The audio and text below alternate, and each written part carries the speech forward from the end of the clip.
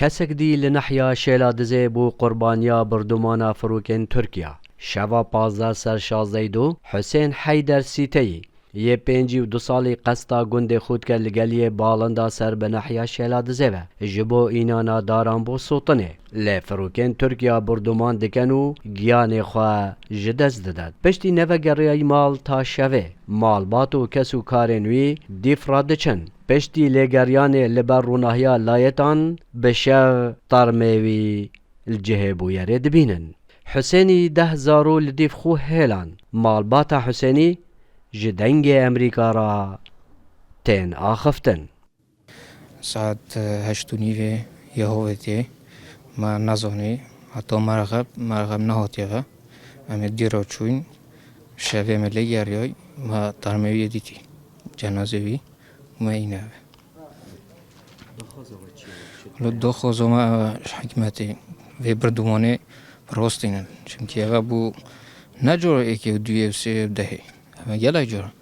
يعني ما تشي جالي دا باز بس شو يطوفني بيجم جندي ما يعني بيجم 5 كيلومتر الفيلا ديرا ام نشيم تشينا سر جندي تخو يعني البرف روكي تركيا بردمان بري چندك يعني بيجم متم 5 متر يعني الزارجه ها جالي يا دير بو يلي داي يعني خل نيفا جادي وداي يعني كسي نشي فشتا جيت حتى جيت گشتياري جيتاي جيت خوشيتا يعني بو خلقكي بس نشين بچن يعني البرف روكي تركيا اوی نزودی ولی حتی نوکی یعنی اف چنده یا بر دوامه بیجه 84 گنت یعنی وی دوره وی منطقه تایموانی ریکونیون دوسکی و نیروی یا نشین یعنی گندگ نه آوای خر یعنی چول خرجی سبب یه ترکیه اونو که ترکیه دست بکرد یعنی جودو یه تین خواهی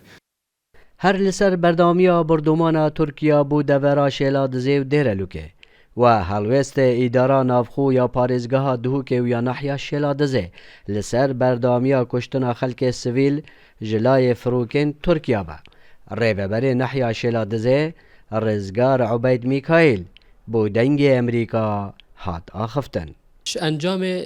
شرو ناکوکیم بردام دنافبرا دو هزین بیانی که بجین هزین سپای ترکیا و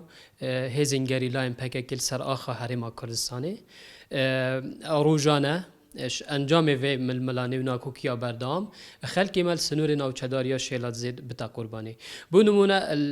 دماوی چند سال در بازبوی دا 37 حولاتین سویلین بگونه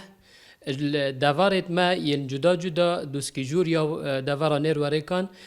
گیان خوش دست داینه و شهید بوینه سخمراتی اوی ناکوکیا بردام دنافبرا وان هر دو هیزن بیانی سر آخا حریم کردستانه. اوه گوره حسین حیدریه یکو دیماهی قربانی بردمان ترکیا لگلی بالنده گل لگورستانا